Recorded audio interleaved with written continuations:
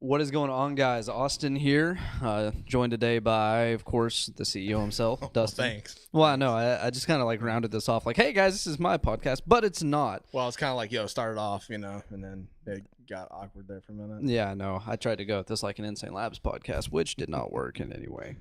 But anyway. So, yeah, today, we got a lot of feedback from the Facebook marketing podcast we did last week. So I figured today, let's go ahead and go off that. Kind of get more into the Instagram style stuff, which if you don't know, Facebook owns Instagram. So a lot of the stuff that you do in Instagram is going to be run by the back end of Facebook. Yeah, and I would say outside of I don't know, man. Like between Facebook and Instagram, they're pretty much both neck and neck with how do I grow either one. Yep. And Instagram is largely the most popular platform right now. It's the most popular. It's my favorite one in terms of its image base. So I love images. I think that's good. I mean, the biggest one is obviously Facebook, then YouTube, then it goes Instagram, and then down from there. But Instagram is I think it's the fastest growing platform, and I think it's because of images. Images, like we've talked in the past, are just, it's huge to have some kind of image that speaks to people without having text and words in it. Yeah. So let's just, I guess, start with the basics. So again, guys, this podcast is going to be pretty much over how to, get your Instagram account off the ground for your business, your company, whatever it may be. And it's not to get your naked women pics, because that seems very easy on Instagram. It's just, no matter what you do, you get those few trolls who just, for some reason, spam your account. But you know what? Hey, we'll talk about blocking them later. It's a pretty easy function. Yeah, just block. So first of all, you know what? Let's cover basics. So of course, with your profile, one of the most important things that sometimes gets overlooked is your bio. I feel like if you don't have either your website URL or a bit-linked URL in your bio that you take advantage of, by sending users to your bio, tap link, that's you're missing probably like one of the number one resources to drive traffic from Instagram to an external source. Yeah, so those of you that don't know, in Instagram, you can't actually link. You can't link to your website like you would on Facebook. So what you have to do is put the link of where you're wanting to drive traffic in your bio. So you might want to change that each time you do an ad. So let's say, you're doing an ad for some boots you made or whatever. So you'd be like, go to, boots.com or whatever it is. You would want to add that link in your bio and send people from your text that you write your in the photo that you're putting up, make sure that you say go to link in bio to purchase the product. Yeah. And one thing that I actually caught a few times last week, if you're running ads and you direct people to the link in your bio, make sure that you don't have ads overlapping that contradict the URL that's in your bio. Like one ad, that could be outdated, that's accident, still running. And it's like, oh, hey, go to the link in the bio, and it sends you directly to a completely different item. And it's just like, okay. And that's one thing that we've even been guilty of, because what happens is you'll run a Facebook ad and you'll say, because there's a little slide button you can click on there to have this ad run on Instagram as well. And if you're constantly changing your bio link, it could mess with that as well. So that's a good point you brought up, actually. So that's again somewhat of a basic there. Of course, a lot of companies tend to miss on getting their favored or preferred handle. So make sure that you've got something that's easily identifiable with the company. First off being the company name, and then if you can't get that, try and find. I mean, we kind of know how that goes, man. We've been there. The other option being maybe add an underscore or something like that. But again, it pretty much goes to if you're an idiot, it's gonna be tough on you. Yeah, I know. I'm covering super basics, but you'd be surprised. You would quite literally be surprised what some people ask. But let's actually get into the AdSense of it. And first thing off, man, the procured images that you're gonna actually have on your Instagram need to be top notch. So if you're selling a certain item, or you're aiming at a certain demographic, you need to know what appeals to them. Again, this kind of relates exactly back to Facebook. In a similar essence, it's general marketing. Mm-hmm. So it's make sure that the content that you have is appealing to your crowd. because if it's not, you're gonna run like you're literally just wasting your time. What we talked about last week is like knowing your brand, knowing what's going to spark interest in your in the culture of people that you're working on. Like if if the brand fits the 18 to 25 range of males in this specific genre of type, like if it's horror or if it's a real clean marketing aspect or colorful or whatever, you got to find that kind of that market there for you and zero in on that. But really on Instagram, more so than Facebook, the image means so much more. So when you go into Instagram ads and you want to run an ad on the image you do, make sure you're running it on a image that is good and it's really getting some good feedback and it's tapping some kind of emotion into your crowd. So when you do that, like when you go to Instagram ads, you can go to, and this is within the Instagram platform is what I'm speaking on. So you go in there, you can either send people back to your page, so to your profile page to get followers, to get likes, that kind of stuff, or you can send them to a URL, meaning like sending them to your website or sending them to a website that sells your product or whatever. If you're selling yourself, cool. But you can either pick one of those two. And you really want, you can get into detailed ads like we talked about last week. I would suggest go back and check out the Facebook marketing campaign, ad thing that we did last week to kind of like go over like, demographics and things like that. Cause I don't want to go over that every time we do a marketing podcast. Yeah. But it gets boring. It does. So that's why, we briefly touch base on it. Again, you would be surprised how many people just try to push a product out there with generic tags on it, generic, marketing in the back end of it, and it doesn't sell, and they always wonder why. Well, there's your first hint. Like, obviously you don't know. Go over hashtags. That's a good one because a lot of people, I don't think they even understand what a hashtag is, and you're really versed in that. Yeah. So with Twitter and stuff. So the same thing goes for Instagram as it does Twitter. Twitter being my strongest platform. Hashtags are they're probably one of your greatest tools. So essentially what Instagram is going to do is it's going to catalog a certain hashtag. Basically, if you hashtag it and then you click on it, it's going to take you to that list of most recent hashtags with that, or a similar page such as that, and basically you're able to filter through or look through all the posts made with said hashtags. So if it's a popular hashtag, for example, if you're on Instagram, let's just go off the CEO page, for instance. I'll either use like entrepreneur or something such as business, which those are two they're kind of generic, but it's the fact that they're heavily followed hashtags. Look at the amount. So when you go to type it in, you're going to see the amount of like uses and or posts made with that hashtag. And for instance, like if you go with entrepreneur, I want to say the last time I used it was like 28 million. Like you can, and sometimes it'll, for some reason, I'm not too sure why, sometimes it'll load on a daily basis and sometimes it'll load like on a total usage basis, basis. And it's probably something I've got going on in my filtered settings. And again, that's just on like certain, Instagram profiles. So again, that's probably something I've got going on there. But you need something that, is, attractive to your brand, but something that's going to have like an ultimate outreach. You don't want to get like too descriptive and use something that's, like has only like a 7,000 reach. Right. You don't want to get too ultra specific because then you're bottlenecking yourself and you're not reaching an audience that you normally would be able to.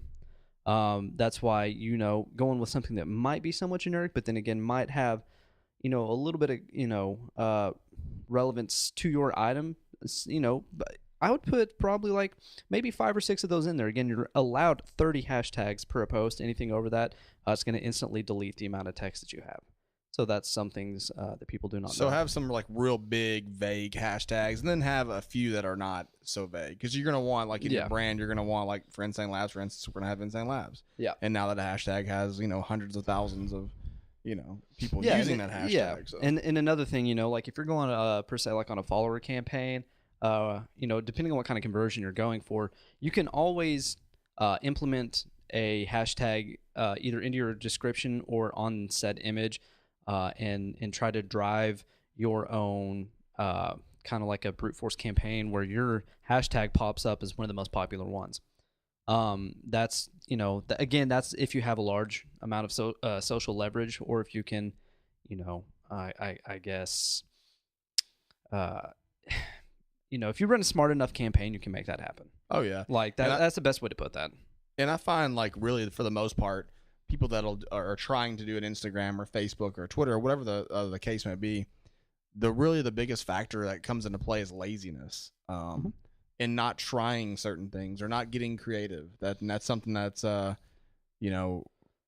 faltering a lot of brands. So if you don't have somebody that has some kind of creative vision or something, you need to be looking for that kind of person. There's a lot of people out there. So you got to be looking for that kind of person with your organization and somebody that's going to think of things outside of the box. Because if you're just going, every time business, this, that, like it's going to get old after a while. So you want to have something that's interesting and has some kind of meaning behind it, I guess. And one thing that I've seen be successful, not only for us, but I've noticed a couple other brands implement this is try to make a play on culture or try to create a culture, kind of like within your brand on Instagram, not even just Instagram in general. I mean, just like, you can put it across any social media platform. But if you try to create a culture with it, you can kind of bring to life your own, again, referencing back to your own hashtag or, something of a similar nature. So if you, like you said, man, you just want to make sure that you get that feeling of, okay, this brand it's more of a family type aura around it, or I'm a part of something. If you can create that feeling with your images, it's gonna make people gravitate towards your brand. Well, we've tried. Sorry to cut you off, man. We've tried stuff like it's just like a experiment. Like, hey, join this, and we'll just make up a term just to see how it would work. And it's crazy, dude. People so want to be a part of something. Are you dry heaving? No, I got so close to, I'm sorry. Those slight pauses I just had a second ago, I got so close to the mic that I somehow breathed in a hair that was on my mic, and I was like trying to get it out of my mouth. That was a little awkward phase there. Yeah, so if you want to like join the Breathe In Hair Club, you like that's like, there's an example that sounds extremely bizarre, but I would bet you that people would join the Breathe In Hair Club. No. Just because they're wanting to join something. So create something that might mean something, even if you don't even know what it means yet. Like I said, we did a trial of this that was like almost mind-blowing how many people wanted to join something that we didn't even know what the hell it even was yet. And you want to know what, dude? Use a controversial word. Like if you put a controversial word in there, or you put like a conspiracy type word or anything like that, you can create something that just literally pulls people in just off of the almost outlandish name. And it works. And so that goes to like the word, like we're talking about images last week. If you're going to use a word, like if one word could mean something in a sentence, but if you take it out of a sentence and it's just a word, sometimes you can evoke emotion with just one word. So like you can use like that one word and people will have some kind of emotion, either negative or positive, about it. And that can grow off that one word. And that's a technique we use quite a bit. Dude, we've done that with a single product. Oh gosh, yeah, we've done it. And honest to God, the entire, well, I'm not gonna say the entire brand of Insane Labs, but we do it a lot. We do imagery mostly. Yeah, but we'll pop a word out there every now and then that we know is going to evoke emotion. Yeah, to drive traffic. Yeah, and again, this kind of goes back to the imagery. Is know when to use organic images versus something that's been 3D rendered or made with Photoshop. Like there's a very, very distinct line between what works best with, what you're trying to do versus, like what works best for, kind of just like a general post. So for us on Instagram, I believe it's between, like 3 to 5 posts a day, depending on, day of the week, timing of the month, etc. So the best way to do it, I've noticed, if you're going with the general look, for instance, for us of Insane Labs, we'll use a processed image that we've made with Photoshop and 3D renders out of Cinema 4D, but that is for like the hardcore crowd. Like we'll use a hardcore background that we've got off of a stock image site, and we'll edit it a little bit. Sometimes they're not in depth. I mean, sometimes they can be pretty basic, but it speaks to the people. Yep. However, for me, if I'm doing look, I'm trying to further grow the esports crowd on Instagram that, funnels into Insane Labs. What works best there is organic images. Yeah. Just 100% it works better. Or if it's not an organic image for that crowd per se, I've got to use something that has a little more brightness to it, something that kind of maybe goes back to more of kind of like a digital look, something that just speaks. And that's the thing is you need to know, like, with the crowds, you could be hitting multiple crowds is what I'm saying. Well, I like what you said there, actually, because, if you look at, like, what you said, like, if you think about it, you said the esports crowd. Well, what is the esports crowd doing? They're playing something that's image-based in the video game. Yeah. So it makes more sense to have an organic photo of someone playing a game, or the actual bottle, or just something like, it seems to be like an organic photo seems to evoke more emotion for some reason.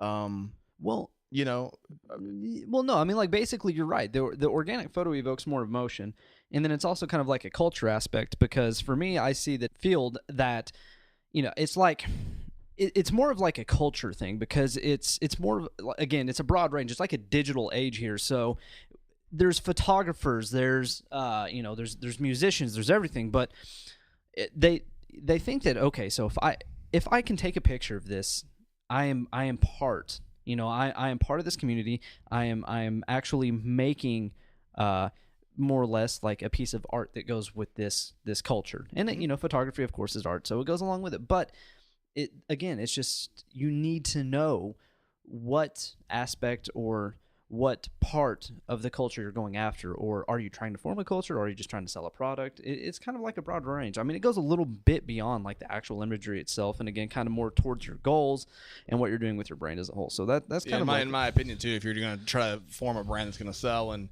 be long term, you want to form that culture. So like what you're saying makes a ton of sense, and it all goes back to, like I said before, like laziness. Like if you're going to be lazy, you're not going to go out and get, let's use the word art, for instance. Like, go get a photographer, somebody that can handle Photoshop, Cinema 4D, any of these digital, kind of photo rendering softwares and things like that. That's something you're going to want. Video's huge, like we talked about in last week's podcast. Instagram now, you can do a minute, I believe, video. Yep. So you want these kind of things. And I think this week I want to kind of stick on just Instagram, and then next week I would like to go into the actual stories section of Instagram, because right now that's a really big thing. It basically mimics, it's a copycat of Snapchat is what it is. And you know what, on top of that too, it'd be probably a good idea as well to kind of maybe tap on like influencer campaigns. Absolutely. Because that's something that a lot of people miss out on. An influencer campaign or campaigns it is now a lot bigger than it's ever been.